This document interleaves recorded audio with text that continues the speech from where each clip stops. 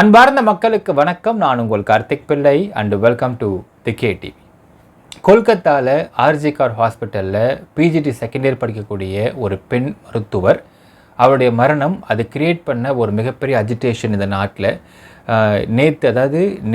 இன்றைக்கு காலையில் 6 மணிலேருந்து நாளைக்கு காலையில் 6 மணி வரைக்கும் இந்தியா முழுக்க ஐஎம்ஏவுடைய உத்தரவின்படி எல்லா ஹாஸ்பிட்டல்ஸ்லையும் பார்த்தீங்கன்னா உங்களுக்கு ஜென்ரல் பேஷண்ட்டை பார்க்குறது அப்படிங்கிறது, அவுட் பேஷண்ட் பார்க்குறது அப்படிங்கிறது கிடையாது மக்களே. இன்றைக்கு 24 ஹவர்ஸ் அவங்களோட எதிர்ப்பை காட்டுறதுக்காக அவங்கள போராட்டத்தை இறங்கியிருக்கிறாங்க. அது மட்டும் இல்லாமல் சர்ஜரி பண்ணுறாங்க, எமர்ஜென்சி பார்த்துடுறாங்க, மற்றபடி no out patients, no general patients அப்படிங்கிற ஒரு முடிவு எடுத்திருக்கிறாங்க. இப்போ இந்த அளவுக்கு ஒரு அஜிடேஷன் ஏற்படுத்துவதற்கு தேவையான இல்லை அவசியமான விஷயமா இந்த வழக்கு அப்படிங்கிறத பார்க்கும் பொழுது இன்றைக்கு ஒரு புதிய தகவல் வெளியாகிருக்க இந்த வழக்கின் சம்மந்தமாக. அது என்ன தகவல்? இந்த தகவலை வச்சு பார்க்குறப்போ இது டோட்டலாக வேறு மாதிரியான ஒரு கோணம் கொடுக்குது அப்படிங்கிறத நம்ம அப்சர்வ் பண்ண முடியுது. என்ன தகவல், அது என்ன கொடுக்குது, டீட்டெயிலாக பார்க்க போகிறோம் இந்த பதிவில்.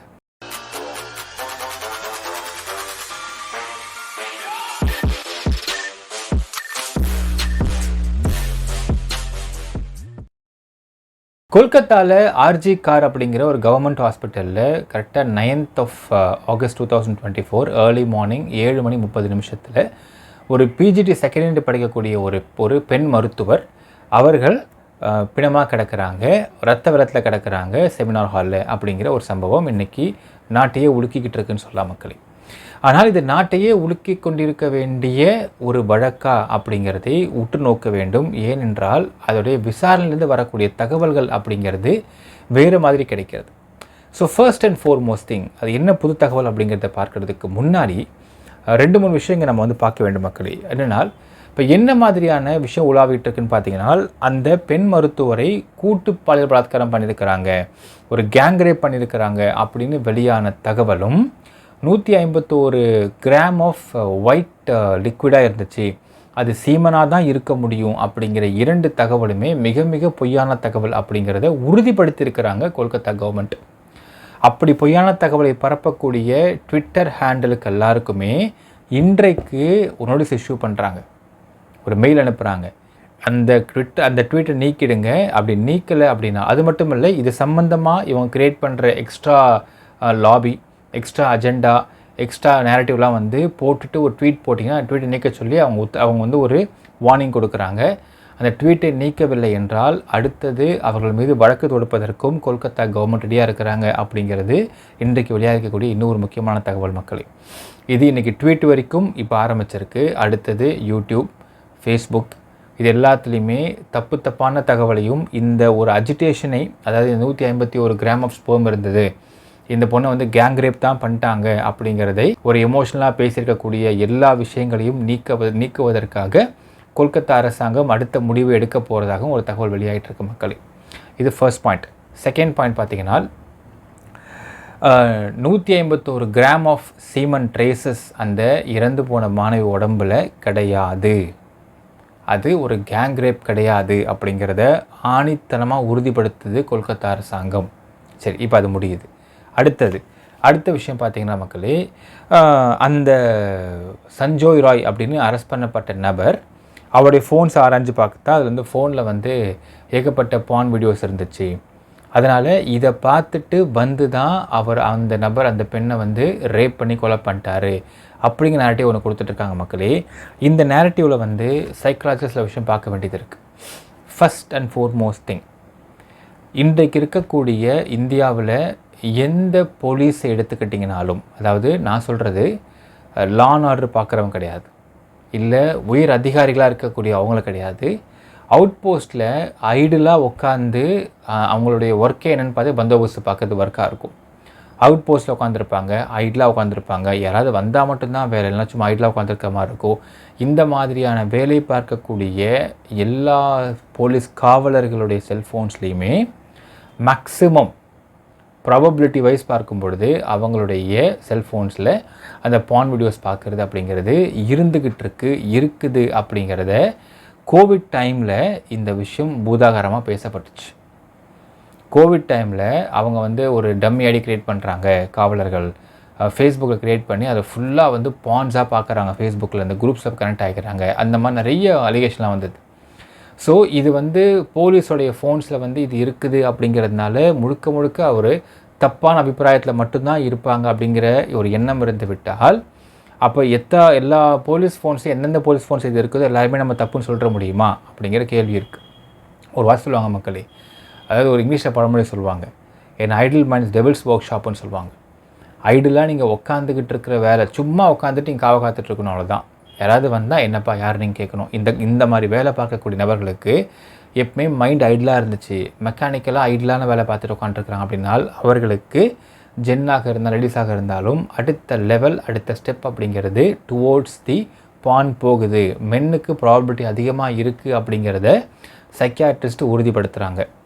அடுத்தது இன்னும் சொல்கிறாங்கனால், இப்போ இந்த மாதிரி பான் பார்க்கக்கூடிய நபர்கள்லாம் அதை பார்த்துட்டு அதை அப்படியே எக்ஸிக்யூட் பண்ணுறதுக்காக வேறு ஒரு பெண்ணை நாடுகிறார்களா அப்படின்னு கேட்டால் அதற்கு ஒரு சைக்காட்ரிஸ்டோட பதில் என்ன சொல்கிறாங்க பார்த்தீங்கன்னா, ஜென்ரலாக பான் பார்க்கக்கூடிய நபர்கள் வந்து அவங்க ஒரு பேஷண்ட்டாக பார்க்குறாங்க, they become addict to it அப்படிங்கிறாங்க.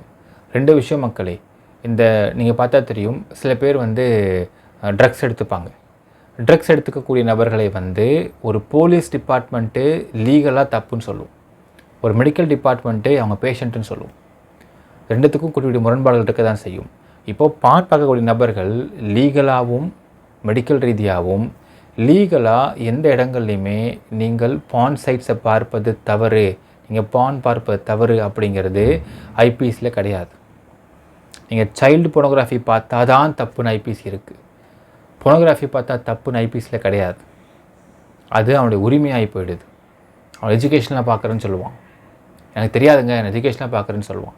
ஆனால் இன்றைக்கு சொல்கிறாங்க சைக்கியாட்ரிஸ்ட்டு, அவங்க வரக்கூடிய பேஷண்ட்ஸில் 50% பேஷண்ட்ஸ் பார்த்திங்கன்னா அவங்க மேரேஜ் லைஃப் பார்த்து பயந்து என்ன பண்ணுறதுன்னு தெரியாமல் மேரேஜ் லைஃப்க்கு அப்புறம், கல்யாணத்துக்கு அவனுக்கு முன்பும் 2 இடத்துலையும் பயந்து போய் வந்து கேட்குறாங்கன்னா, மேடம் இந்த மாதிரி சைக்காட்ரிஸ்ட் கிட்ட நான் ஒரு சில பாயிண்ட்ஸ் தான் பார்த்துருக்கேன், அதில் வந்து 1 மணி நேரம் பண்ணுறாங்க, 2 மணி நேரம் பண்ணுறாங்க, இது மாதிரி பண்ண முடியாதுன்னு நினைக்கிறேன், நான் என்ன பண்ணுறது, நான் வந்து நல்ல ஒரு செக்ஸில் ஈடுபட முடியுமான்னு தெரியலன்னு சொல்லிட்டு they become mentally sick. So porn பார்ப்பவர்கள் எல்லாருமே அதை வந்து செயல்படுத்தி பார்க்கணும் அப்படிங்கிற எண்ணத்தில் பண்ணலங்கிறாங்க சைக்காட்ரிஸ்ட்டு. ஆண்கள் பான் பார்க்குறார்கள் என்றாலும் பெண்கள் பார்க்குறாங்க என்றாலும் அவங்களுடைய செக்ஷுவல் டிசையரை போக்கிக்க தான் பார்க்குறாங்க அப்படிங்கிறாங்க psychiatrist. Second point. Third point சொல்கிறாங்க, அதிகமாக பான் பார்க்குறவங்களும் அதிகமாக அந்த செக்ஷுவலாக பேசக்கூடிய பெண்களும் இருக்கிறார்கள், ஆண்களும் இருக்கிறார்கள். இவங்கெல்லாம் அந்த விஷயம் ப்ராக்டிக்கலாக வரும்பொழுது அவங்க அதில் வீக்காக இருப்பார்கள் அப்படிங்கிறது சைக்கலாஜிக்கலாக இன்னொரு ப்ரூவன் ஃபேக்டாகவும் பார்க்குறாங்க மக்களே. ஸோ இதில் ஒரு ஆஸ்பெக்ட் பார்க்கணும், இந்த சஞ்சய் ராய் பான் பார்த்துட்டு வந்து அதை அப்படியே இங்கே செயல்படுத்த வந்தான் அப்படிங்கிற நேரட்டிவ் செட் பண்ணுறாங்க பாருங்கள் மக்களே. அந்த நேரட்டிவ்க்கு மட்டும்தான் நான் அந்த விளக்கத்தை கொடுத்துக்கிட்டு இருக்கேன். அதனால் சைக்கலாஜிக்கலாக இது இல்லை அப்படிங்கிறாங்க சைக்கியாட்ரிஸ்ட். அப்படி கிடையாதுங்க, அப்படி பண்ண மாட்டாங்க. அவர்கள் பான் பார்ப்பது, அதுவும் மென்னுடைய இதில் வந்து பான் சைட்ஸ் இந்த மாதிரி பான் விஷயம்லாம் பார்க்குறது அப்படிங்கிறது இன்றைக்கு ஒரு பேஷண்ட்டாக பார்க்குறாங்க, அடிக்ஷனாக பார்க்குறாங்க, அவர்கள் மனநலம் பாதிக்கப்பட்டிருக்காருன்ற மாதிரி பார்க்குறாங்க அப்படின்னு சொல்கிறாங்களே தவிர அவர்கள் அதை பார்த்துட்டு க்ரைம் பண்ணுவாங்க அப்படிங்கிற அடிப்படையில் இல்லை அப்படிங்கிறாங்க சைக்கியாட்ரிஸ்ட். இதை நம்ம ரொம்ப உத்து கவனிக்க வேண்டும் மக்களே. ஒரு சின்ன ஒரு நூலிடையான ஒரு விஷயந்தான். இதை வந்து நம்ம ஒரு எமோஷ்னல் ஆஸ்பெக்டில் பார்க்கும்பொழுது வேறு மாதிரி இருக்கும், இல்லை இதை வந்து ப்ராட்மைண்டாக பார்க்குறப்போ அது புரிந்து கொள்வதற்கு தன்மை இருக்கும். ஸோ அதை பார்த்துட்டு தான் வந்து இதை பண்ணா அப்படிங்கிறதை இங்கே ஏற்றுக்க மறுக்கிறார்கள் சைக்கியாட்ரிஸ்டில். அப்படி வாய்ப்பு இல்லைங்கிறாங்க. சரி, அடுத்தது மிக முக்கியமான பாயிண்ட்டுக்கு வரலாம் மக்களே. அப்படி அதை பார்த்துட்டு ஒரு அதாவது அவர் பார்க்கக்கூடிய பாயிண்ட்ஸ் என்னவா இருக்குது. அது இன்னொரு விஷயம் பார்த்திங்கன்னா, இது எதுவுமே அவர் என்ன பான் வச்சுருந்தார், என்ன மாதிரி பான் பார்த்தாரு அப்படிங்கிறதெல்லாம் இன்னும் விசாரணையில் உறுதிப்படுத்தப்பட்ட தகவலாக வெளிவரல. பட் என்ன நரேட்டிவ் செட் பண்ணுறாங்க பார்த்தீங்கன்னா, அவர் வந்து ஒரு ஹாட் செக்ஸ் பான் பார்த்துட்டு இருந்தார், அந்த மாதிரி வீடியோஸாக வச்சுருந்தார் அவர் ஃபோனில். அப்போது அதே மாதிரி இந்த இறந்து போன மெடிக்கல் ஸ்டூடெண்ட்டையும் அதே மாதிரி பண்ணுறதுக்காக உள்ளே வந்து பண்ண அவர் வந்து இதுமாதிரி கொண்டுட்டார் அப்படிங்கிற மாதிரி நரேட்டிவ் செட் பண்ணுறாங்க பாருங்கள் மக்களே. இன்னொரு ஆஸ்பெக்ட் பார்க்கணும். அப்படி அவர் அதை பார்த்துட்டு அந்த மாதிரி பண்ணுறதுக்கு ஆசைப்பட்டு இருந்தாலுமே இந்த இடத்துல இவர் பண்ணால் இவர் அப்ரப்டாக மாட்டிப்பார் அப்படிங்கிற விஷயம் கண்டிப்பாக அவர் தெரிஞ்சிருக்குமே. என்னால் ஏன் சொல்கிறேன் மக்களே, இன்றைக்கி வெளியாகக்கூடிய மிக முக்கியமான தகவல் இது எல்லாத்துக்குமே உங்களுக்கு கேட்டலிஸ்ட்டாக அமைதுன்னு நான் சொல்கிறேன். என்ன தகவல் நான் லாஸ்ட்டாக அவங்களுக்கு சொல்கிறேன். ரைட். அதாவது இவர் தான் அந்த ஆர்ஜிகர் ஹாஸ்பிட்டலுடைய போலீஸ் போஸ்ட்டில் இருக்கக்கூடிய பந்தோபஸ்தால் அன்னைக்கு night. First point. Second point, இவருக்கு இன்னொரு பாயிண்ட் சொல்கிறாங்க, இவருக்கு 4 மனைவி இருக்குது அப்படிங்கிறாங்க. அதுவும் ஒரு தப்பான தகவல். என்ன தகவல் உறுதிப்படுத்தப்பட்ட தகவல்னு பார்த்தீங்கன்னா, இவருக்கு 3 மனைவிகள் இருக்கிறார்கள். ஆனால் 3 மனைவியுமே எப்படின்ற சொல்கிறாங்கனால் he was married 3 times அப்படின்ற வார்த்தை சொல்கிறாங்க. முதல் மனைவி கல்யாணம் பண்ணி டிவோர்ஸ் ஆகிடுச்சுன்றாங்க. 2வது மனைவி திருமணம் பண்ணுறாரு. திருமணம் பண்ணி அந்த மனைவி கூட இவர் வாழாமல் பிரிஞ்சிட்டாரு அப்படிங்கிறாங்க. 3வது ஒரு மனைவி திருமணம் பண்ணியிருக்காரு. அந்த மனைவி சில மாதங்களுக்கு முன்பு கேன்சரில் இறந்து போயிருக்காங்க. ஸோ இந்த ஆஸ்பெக்டை கொஞ்சம் யோசித்து பார்க்கணும். கிட்டத்தட்ட 12 வருஷமாகவே இந்த நபர் போலீஸ் டிபார்ட்மெண்ட்டில் இருக்கிறாரு. பல வருஷமாகவே இந்த ஆர்ஜிகார் மருத்துவமனையில் இந்த அவுட் போஸ்ட்டில் வேலை பார்த்துட்ருக்காரு. இதே சஞ்சய் ராய் பல வருஷமாக வேலை பார்த்துட்ருக்காரு. பல வருஷமாக வேலை பார்த்துட்ருக்க நபர் சில மாதங்களுக்கு முன்பு அவருடைய மனைவி கேன்சரில் இறந்து போகிறாங்க. Second point. ஸோ இவர் தான் இந்த பந்தோபஸ்தில் இன்ஸ் அண்ட் அவுட்ஸ் எல்லாமே தெரிஞ்ச ஒரு நபராக இருக்கார் அந்த ஹாஸ்பிட்டலுன்றாங்க. அப்போது இன்ஸ் அண்ட் அவுட்ஸ் தெரிஞ்ச ஒரு நபராக ஹாஸ்பிட்டலில் இருக்கிறாரு அப்படின்னால் அந்த ஹாஸ்பிட்டலில் எந்த இடத்துல வந்து சிசிடிவி கேமரா இருக்கும், எந்த இடத்துல இருக்காதுன்றெல்லாம் அந்த அவருக்கு தெளிவாக தெரிந்திருக்க முடியும். ஸோ ஒரு நேராக போயிட்டு ஒருத்தவங்கள அது மாதிரி உதாரணத்துக்கு இவங்க நடிவு பார்த்திங்கன்னா, இவர் வந்து மேலே போகிறாரு, மேலே போய் எந்தெந்த ரூம்லேயும் யாருமே இல்லாமல் இருந்திருக்கு. அப்போ செமினார் ஹால் போனப்போ அங்கே மட்டும் ஒரு பொண்ணு படுத்துட்டு இருந்திருக்கா, அந்த பொண்ணை போய் இவர் வந்து ரேப் பண்ணி கொலை பண்ணிட்டாருன்ற மாதிரி நடிவு செட் பண்ணுறாங்க. இவர் சிசிடிவி பதிவில் அந்த கீழே உள்ள என்ட்ரன்ஸ் மெயின் என்ட்ரன்ஸில் 4 மணிக்கு உள்ளே போகிறார். அங்கேருந்து 4வது மாடி இருக்குது செமினார் ஹால். அதை ஏறி அவர் போகிறதுனா ஒரு 5 நிமிஷமாக குறைஞ்சபட்சம் ஆகும். போய் 4:40க்கு அந்த சிசிடிவி ஃபுட்டேஜ் வெளியே வந்துட்டார். ஸோ 40 நிமிடம் தான் இருந்திருக்குது அவர் இடைப்பட்ட நேரத்தில். இப்போ ஏன் நான் சொல்கிறேன்னா மக்களே, ஒரு ஆஸ்பெக்ட் யோசிச்சு பாருங்கள்.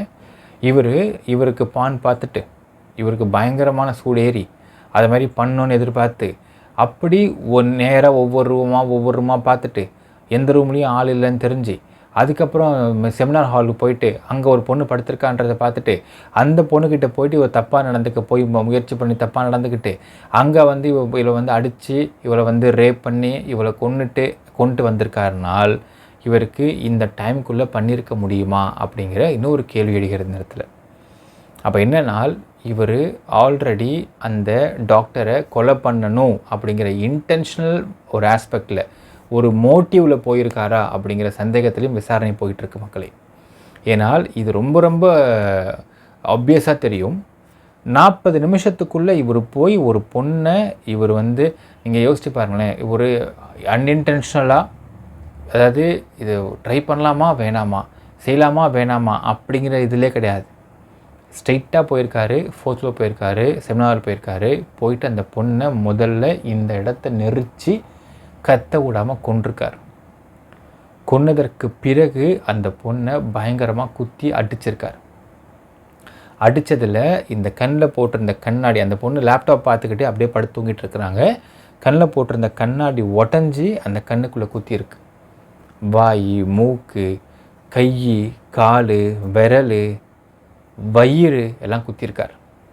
அதே மாதிரி இந்த பெண்ணுடைய பிறப்புறுப்புலையும் குத்திருக்கார். அது வயிற்றுலையும் குத்திருக்காரு, பிறப்புறுப்புலையும் குத்திருக்காரு. அந்த பொண்ணுடைய வெஜினல் பார்ட்ஸில் எந்த ஒரு சிமெண்ட் ட்ரேசஸும் இருக்குது அப்படிங்கிறதை இதுவரையில் அந்த ஒரு தகவலை கொல்கத்தா கவர்மெண்ட் போலீஸ் உறுதிப்படுத்தவே இல்லை. இன்ஃபேக்ட் கொல்கத்தா கமிஷனர் ஆஃப் போலீஸ்ட்டை வந்து ப்ரெஸ் மீட்டை கேட்குறப்போ அந்த கேள்விக்கு அவர் இல்லைன்றார். இல்லைங்க அப்படிலாம் கிடையாது, it is full of blood அப்படிங்கிறார். ரத்தம் வந்தது, அந்த பொண்ணோட வெஜினல் பார்ட்ஸில் பிளட்டு வந்திருக்கு. அப்போ ஒன்று அந்த பொண்ணோட அடி வயிற்றில் அவன் குத்தி இருக்கணும், உள்ள இன்டர்னல் ப்ளீடிங்காக பிளட்டு வந்திருக்கணும், இல்லை வெஜினாலும் குத்தி இருக்கணும். இன்னொரு விஷயம் மக்களே, அந்த இறந்து போன மாணவியோடைய உடம்பில் எங்கேயுமே there is no bite marks, எங்கேயுமே கடித்த ஒரு வடு இல்லை அப்படிங்கிறாங்க. ஸோ பைட் மார்க்ஸ் இருக்குது அப்படின்னா நம்ம சொல்கிறது ரைட்டு. ஒருத்தர் பொண்ணை போய் ரேப் பண்ண ட்ரை பண்ணி கடிச்சிருக்கான், ஸோ பைட் மார்க்ஸ் வந்துச்சுன்னு சொல்லலாம். அந்த பொண்ணை போட்டு குத்தி இருக்கிறான். இவன் குத்துனதில் ஃபுல்லாக ரத்தம். ஸோ அதில் இவனுடைய ப்ளூடூத் வந்து வெளியே பிஞ்சிருக்கு, ஆனால் ஒரு இயர்பட்ஸ் போயிருக்கு. இன்னொரு விஷயம் மக்களே, இந்த சஞ்சய் ராய்ன்ற நபர் 3வது மனைவி இறந்து சில மாத காலம் ஆகிவிட்டது. அதற்கு பிறகு போலீஸ் வெல்ஃபேர் சொசைட்டிக்கு சொந்தமான ஒரு குட்டி கோட்ரஸில் தனியாக தான் தங்கிட்டு இருக்கிறான் சஞ்சய் ராய். 2வது மனைவியை பிரிஞ்சு 3rd ஒய்ஃபை கல்யாணம் பண்ணுறான், அங்கே தனியாக தான் தங்கிட்டு இருக்கான் ஒய்ஃப் இறந்ததுக்கு பிறகு இப்போது. ஸோ அவன் சப்போஸ் இந்த விஷயத்தை தெரியாமல் செஞ்சிட்டான், இல்லை எப்பவுமே ஒரு விஷயம் மக்களே, ஒரு மர்டரோ ஃபர்ஸ்ட் டைம் மர்டர் பண்ணுறவங்க தெரியாமல் ரேப் பண்ணி மர்டர் பண்ணிட்டு கில்ட் ஆகுறது. ஏன்னா எல்லா மனுஷனுக்குமே ஒரு தெரியாமல் போய் ஒருத்தனை ரேப் பண்ணி மர்டர் பண்ணி கில்ட் ஆனால் ஓடுவான், அங்கே தப்பிச்சு ஓடுவான். எதுவுமே பண்ணல. 6 மணிக்கு டியூட்டி முடியுது, நேராக போகிறான், ட்ரெஸ்ஸை வாஷ் பண்ணுறான், ஷூஸ் அங்கே வைக்கிறான், படுத்து தூங்குறான். அப்போது இது எல்லாத்துக்கும் மேலே இன்னொரு மிக முக்கிய தகவல் பார்த்தீங்கன்னா, ஒரு சில நாட்களுக்கு முன்பு அந்த இறந்து போன மாணவியுடைய பெயரை சொல்லி வேறு ஒரு ஹாஸ்பிட்டல் ஸ்டாஃப் கிட்ட அவங்க நம்பர் தான் கேட்டிருக்காரு. ஸோ எதற்காக அந்த பர்டிகுலர் ஆள் நம்பரை இவர் கேட்டு வாங்கணும் அப்படிங்கிற கேள்வி இருக்குது. ரொம்ப சிம்பிள் மக்களே. அப்படி இவருக்கு அந்த போனோகிராஃபி பார்த்துட்டு அந்த ஹார்ட் செக்ஸ் தான் ஒரு டிசைராக இருக்குனால், இவர் வந்து என்னதான் இவர் வந்து போலீஸுடைய சிவிக் வாலண்டியராக இருந்தாலும் அதற்கு பிறகு வந்து போலீஸ் வெல்ஃபேர் சொசைட்டி மூலிமா இவருக்கு அந்த இடத்துல வேலை கிடச்சி அது மூலிமா நிறைய கட்டிங் கமிஷன்லாம் வாங்கிட்டு இருக்காரு, நல்லா ப்ரோக்கரேஜ் பண்ணி வாங்கிட்டு இருக்காரு, காசு சம்பாதிச்சிருக்காரு. அப்படிங்கிறத தாண்டி அவருடைய பல்சர் பைக்கில் போலீஸ் தான் போட்டிருக்காரு. அதே மாதிரி அவருடைய டிஷர்ட்டில் இந்த இடத்துல கொல்கத்தா போலீஸ் தான் போட்டிருக்காரு, கேபின்னு போட்டிருக்காங்க. ஸோ இவர் ஏன் சொல்கிறேன்னா, இவருக்கு அந்த மாதிரி இன்டென்ஷன் இருக்குது அப்படின்னால் அந்த கொல்கத்தாவில் எந்த செக்ஸ் ஒர்க்குக்கிட்ட அவர் போயிருந்தாலுமே இதை திருப்திப்படுத்தி பூர்த்தி பண்ணியிருக்க முடியும். இதற்கு அவர் வேலை பார்க்குற இடத்துல டியூட்டி டைமில் முன்னாடி போகிறப்பையும் திரும்ப வாபஸ் வரப்பையும் 2 இடத்துல சிசிடிவியோட பதிவு அவர் மேலே படுன்றது தெரிஞ்சு அவர் டியூட்டியில் இருக்கிற சமயத்தில் போய் எப்படி நேராக அது 40 நிமிஷத்துக்குள்ளே நேராக போய் செமினார் ஹால் போயிட்டு அந்த பொண்ணை ஃபஸ்ட்டு கழுத்து நெரிச்சு கொன்னுட்டு அப்புறம் போட்டு குத்துன்னு குத்திருக்கிறார் அப்படின்னால், அப்போ இதுக்கு பின்னாடி என்ன மாதிரியான ரிவெஞ்ச் மோட்டிவ் இருக்குது, ரிவெஞ்ச் ஆஸ்பெக்ட் இருக்குது அப்படிங்கிறதை இங்கே நம்ம புரிந்து கொள்ள வேண்டும் மக்களே. ஸோ அது இன்னொரு விஷயம், இந்த இடத்துல வந்து பப்ளிக்கோடைய எக்ஸ்ட்ரீம் ப்ரெஷரு ப்ளஸ் வந்து மீடியாவோட எக்ஸ்ட்ரீம் ப்ரெஷர் இருந்ததுனால தான் இங்கே ரேப் கேஸ் பதிவு பண்ணப்பட்டிருக்கிறதாகவும் ஒரு தகவல் வெளியாகுது. This is a murder with sexual assault. ஏனால் சிமெண்ட் ட்ரேசஸ் பற்றி உங்களுக்கு போலீஸ் கமிஷனர்கிட்ட கேள்வி கேட்குறப்போ அவர் மொத்தமாக இல்லைன்னு மறுக்கிறார். கிடையாதுங்க, அப்படி ஒரு இல்லவே இல்லைங்க, இட் இஸ் ஃபுல் ஆஃப் பிளட்டுங்கன்றார். வெஜனா ஃபுல்லாக பிளட்டு வருது வெளியே, அவங்களுடைய வாய் மூக்கு கையிலலாம் பிளட்டு. அப்போது ஏதோ ஒரு ஒரு குரோதமான ஒரு பயங்கரமான ஒரு ரிவெஞ்ச் இருக்குதா இதில் அப்படிங்கிறதே பார்க்க வேண்டும் மக்களே. இதில் என்ன நமக்கு ஒரு அப்சர்வேஷன் தோணுதுன்னு பார்த்தீங்கன்னா, இந்த லாஸ்ட்டில் சொல்கிறேன், இவருடைய மனைவி 3-4 மாதத்துக்கு முன்னாடி இறந்து போயிருக்காங்க அவுட் ஆஃப் கேன்சர். அப்போது இவர் மனைவியை இந்த ஹாஸ்பிட்டலுக்கு கொண்டு வந்து சேர்த்துருந்தாரா, ஒருவேளை அவங்கள ட்ரீட் பண்ண டாக்டர் இதை இறந்து போன டாக்டரா, இந்த ஒரு சின்ன ஒரு ஹஞ்ச் மட்டும் தோணுகிறது மக்களே. கண்டிப்பாக இந்த அடிப்படையில் வந்து விசாரிப்பாங்க. அண்ட் நிச்சயமாக சஞ்சய் ராயை வந்து கஸ்டடி எடுத்து விசாரிப்பாங்க சிபிஐ. விசாரிக்கும்பொழுது இந்த தகவலும் வெளியாவதற்கு வாய்ப்பு இருக்குது. ஏன்னால் இவ்வளவு க்ரைட்டீரியாஸ் ஃபேக்ட்ஸ் அண்ட் சர்க்கம்ஸ்டன்ஸ் வச்சு பார்க்குறப்போ இது வந்து ஏதோ ஒரு ரிவெஞ்ச் மோட்டிவில் போட்டு அடித்து கொலை பண்ணிவிட்டு செத்ததுக்கு பிறகும் போட்டு பயங்கரமாக அடிச்சிருக்காரு, பயங்கரமாக குத்தியிருக்காரு அப்படிங்கிற ஒரு விஷயம் பார்க்கப்படுகிறது. ஸோ அப்படின்னால் இதில் ஏதாவது ஒரு இந்த ஆஸ்பெக்ட் எதுக்கு ரிவெஞ்ச் வரும் டாக்டர் மேலே, அது இவருக்கு ஏன் வரணும் அப்படிங்கிற ஆங்கிளில் பார்க்கும்பொழுது கடந்த ஒரு 4-5 மாதம்ன்றாங்க, அரவுண்டு 3 to 5 monthsக்குள்ள முன்னாடி அவங்களுடைய 3வது மனைவி இறந்து போயிருக்காங்க அப்படிங்கிறாங்க அவுட் ஆஃப் கேன்சர். ஸோ அந்த மனைவியை ட்ரீட் பண்ண டாக்டர் ஏதாவது இந்த இறந்து போன டாக்டருக்கு சம்மந்தப்பட்டவங்களா, இறந்து போன டாக்டர் தான் பண்ணாங்க ட்ரீட்மெண்ட் பண்ணாங்களா? ஏன்னால் பிஜிடிஸ் வந்து அதிகமாக அதை வந்து சம்மந்தப்படுவாங்க, அதிகமாக அவங்க வந்து டாக்டர் பேஷண்ட்ஸ் ஹேண்டில் பண்ணுவாங்க. அப்படி ஏதாவது ஒரு வெஞ்சன்ஸ் இங்கே இருக்குதா, அதனால் கூட இது நடந்திருக்குமோ, செஞ்சிருப்பாரோ அப்படிங்கிற ஒரு சந்தேகம் நமக்கு ஹஞ்சாக ஏற்படுது. இந்த அப்சர்வேஷனில் ஏற்படுது மக்களே. இந்த அடிப்படையில் விசாரித்தாலும் சில உண்மை கிடைக்கிறதுக்கு வாய்ப்பு இருக்குது. ஆனால் ஒரு விஷயம் என்னென்னு பார்த்தீங்கன்னா மக்களே, Mamata Banerjee is very clear. ஏன்னால் அவங்களுடைய கவர்மெண்ட்டுக்கு அகெயின்ஸ்டாக இது பயங்கரமான டிசிஷன் ஏற்படுத்திக்கிட்டு இருக்கு. ஸோ இந்த பெண்ணுடைய வழக்கை எவ்வளவு சீக்கிரம் முடியுமோ அவ்வளோ சீக்கிரம் இதை விசாரித்து இதுக்கான கம்ப்ளீட் ஃபேக்ட்ஸ் அண்ட் ஃபிகர்ஸு, என்னென்ன ஃபேக்ட்ஸ் இருக்குது, எது உண்மை, யார் குற்றவாளி, எதுக்கு பண்ணால், எல்லா விஷயம்னா ஒரு மர்டர் நடந்தால் மோட்டிவ் கண்டிப்பாக இருக்கும் மக்களே. அண்ட் இதில் பைட் மார்க்ஸ் இல்லை.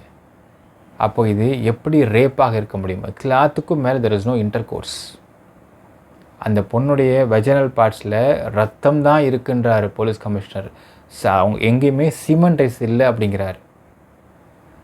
ஒரு ஒரு ஒரு 31 வயது பெண் அவங்க இன்டர் கோர்ஸால் ரத்தம் வர்றதுக்கும் வயிற்றில் குத்தி ரத்தம் வர்றதுக்கும் பெரிய டிஃப்ரென்ஸ் இருக்குது. ரத்தம் ஒழுகி இருக்குது அப்படிங்கிறாங்க. அப்போது it is internal bleeding and moreover he is a boxer. ஒரு சின்ன விஷயம் வச்சுக்கலாம் மக்களே. இதே இடத்துல ஒரு விமன் பாக்ஸர் எடுத்துக்கலாம். ஒரு விமன் பாக்ஸரு அவங்க எவ்வளோ பவர்ஃபுல்லாக பஞ்சஸ் இருக்கிறவங்க தெரியும். ஒரு மேல் நோஞ்சா மாதிரி இருக்க டாக்டர் எடுத்துக்கலாம். இந்த சினாரியோ அப்படியே மாற்றி போட்டு பாருங்கள். மாற்றி போட்டு பார்த்தால் ஒரு மேல் நோஞ்சா டாக்டரு இதே மற்றும் 36 ஹவர்ஸ் வேலை பார்த்துட்ருக்காரு. போய் ஒரு செமினார் ஹாலில் படுத்து தூங்கிட்டு இருக்காரு. ஒரு விமன் பாக்ஸர் அவங்க போலீஸாக இருக்கிறாங்க, அவுட் போஸ்ட் வேலை பார்க்குறாங்க. அவங்க நேராக மேலே வராங்க, கதவை உள்ளே போய் அவரை போட்டு அடித்து வாய் முகலாம் கிழிச்சு விட்டு கொன்றான்னு வச்சுக்கோங்களேன். அப்போது இதே ஆஸ்பெக்டில் அந்த விமன் பாக்ஸர் வந்தாங்க, அவங்க லேடி அவங்க இந்த டாக்டர்கிட்ட ரேப் பண்ண ரேப் ட்ரை பண்ணிவிட்டு ரேப் பண்ணிக்கிட்டு அவன் அடித்து கொண்டு போட்டு போயிட்டாங்க அப்படிங்கிற வார்த்தை இதே மக்கள் கூறுவார்களா அப்படிங்கிற ஒரு கேள்வியை முன்வைக்கலாம். கண்டிப்பாக சொல்ல மாட்டாங்க. அப்போது மென்னுக்கு மட்டும் ஏன் அப்படி நீங்கள் யோசிக்கிறீங்க அப்படிங்கிறத நீங்கள் ஃபேக்ட்ஸை வச்சு மட்டும் பேசுங்க. ஃபேக்ட்ஸை வச்சு பார்க்குறப்போ எல்லாமே போலீஸ் சொல்கிறாங்க, the girl was first murdered. இந்த குறவழியை நெரிச்சு உடச்சிருக்கான், அவன் செவுத்தில் அடித்து கழுத்தையே உடச்சிருக்கான். இந்த குறவழி நெறிஞ்சாலே சோழி முடிஞ்சு போச்சு. அதுக்கப்புறம் உயிர் கிடையாது.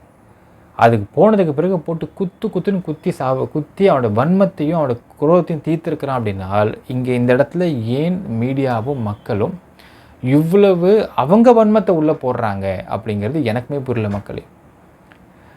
ஒரு விஷயம் வச்சுட்டு பாருங்க, ஒரு பொண்ணு இதே இந்த டாக்டர் பிஜிடி டாக்டர் இவன் உயிரோடு இருக்கிறப்போ அந்த பொண்ணுகிட்ட இதை பாருமா உன்னை 10 பேர் சேர்ந்து ரேப் பண்ணாங்க அப்படின்னு சொன்னால் அந்த பொண்ணுக்கு என்ன தோணும்? நான் என்ன நினச்சிட்டு இருக்கேன், என்னை பற்றி இந்த பொண்ணு கோவரமாக வராதா? இல்லை மற்றவங்க சொல்ல தான் முடியுமா அந்த மாதிரி? அதே அந்த பொண்ணு இறந்து போன அப்புறம் அந்த பொண்ணு மேலே 10 பேர் ரேப் பண்ணாங்க, இவன் ரேப் பண்ணான், அவ்வளோ சிமெண்ட் இருந்துச்சு, இவ்வளோ சிமெண்ட் இருந்துச்சுன்னு ஏன் கண்ட மேனிக்கு போட்டு you people do a victim shaming on that lady அப்படிங்கிறது புரியல மக்களே. ஃபேக்ட்ஸை வச்சு பார்க்கும்போது தெரிகிறது இது ஃபஸ்ட் மர்டருக்கு பிறகு இது sexual assault, not intercourse, not rape. ஒரு மர்டருக்கு மோட்டிவ் இருக்கணும்.